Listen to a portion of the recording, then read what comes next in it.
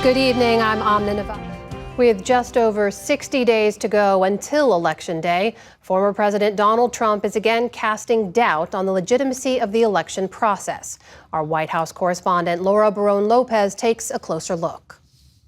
Lies about the 2020 election have been a key feature of Donald Trump's third campaign for the presidency. In an interview with Fox over the weekend, Trump defended his efforts to overturn the 2020 results. Whoever heard you get indicted for interfering with a presidential election where you have every right to do it, you get indicted and your poll numbers go up. Another feature of Trump's campaign, sowing distrust about the 2024 election. It's one thing I taught people. They used to think that the elections were honest and the borders were sealed. Now they know the borders are an open sieve that's destroying our country and the elections are dishonest as hell. Joining me now to discuss this is David Becker, Executive Director of the Nonpartisan Center for Election Innovation and Research. David, thank you so much for joining. Thanks for having me.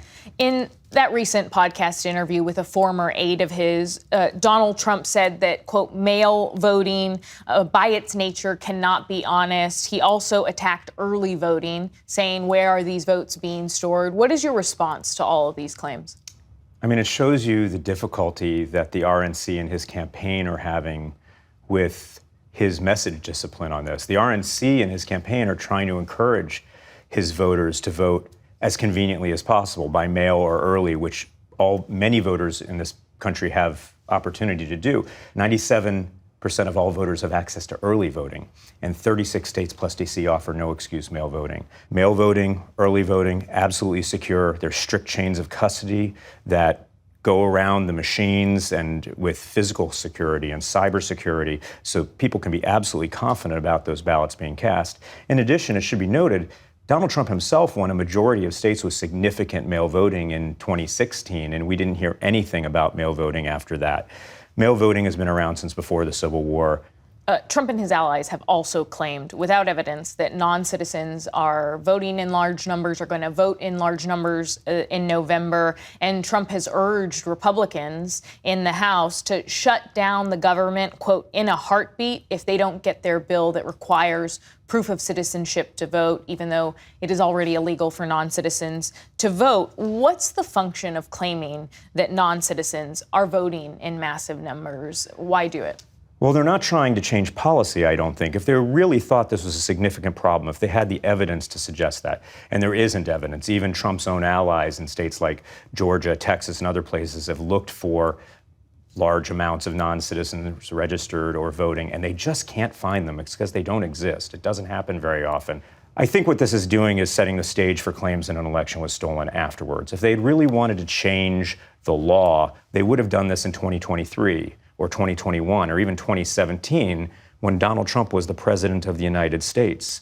They could have changed the law and done whatever they wanted with regard to non-citizen voting, mail voting, anything else. The reason this is coming up 2 months before the presidential election is because they know they're not going to change the policy in advance of the election, but they do want to be able to call up these arguments after the election to his sincerely disappointed supporters if he loses. And then perhaps incite anger and division and donations and even violence in the post-election period. As you noted, claims of non-citizens voting is a pretext. Congress did pass legislation shortly after January, the insurrection, making it harder to object to certification in a presidential election. But what are the mechanisms, are there any, for Donald Trump to overturn the 2024 election results? So if he loses, and it's possible he could win legitimately, but if he loses, he's almost certainly going to try. I think we can expect that regardless of what happens during the election, that on election night he's going to claim victory regardless of margins.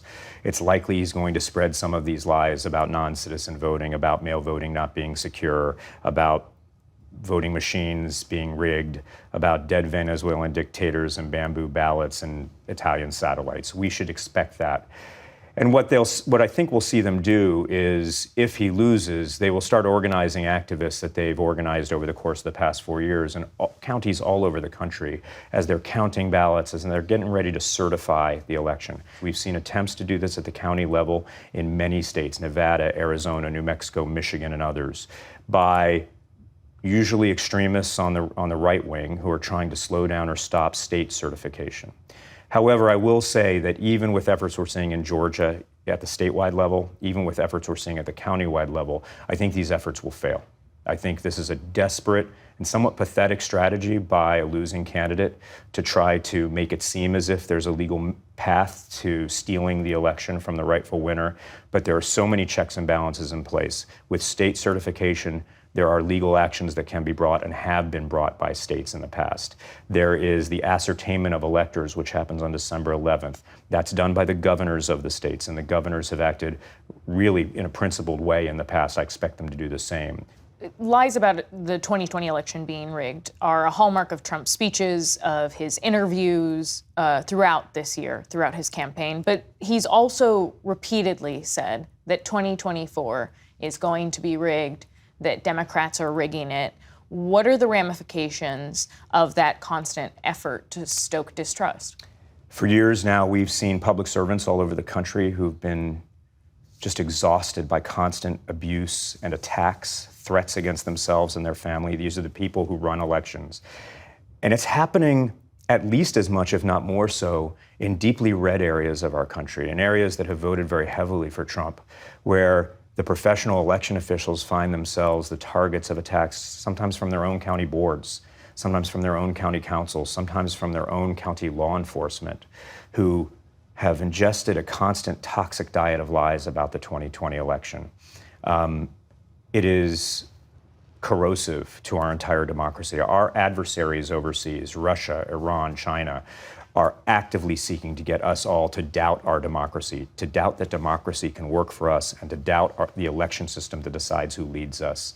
And now we have domestic actors over the last several years who intentionally or unintentionally are doing their work for them. It's going to take decades, regardless of the outcome of this election, to fix that.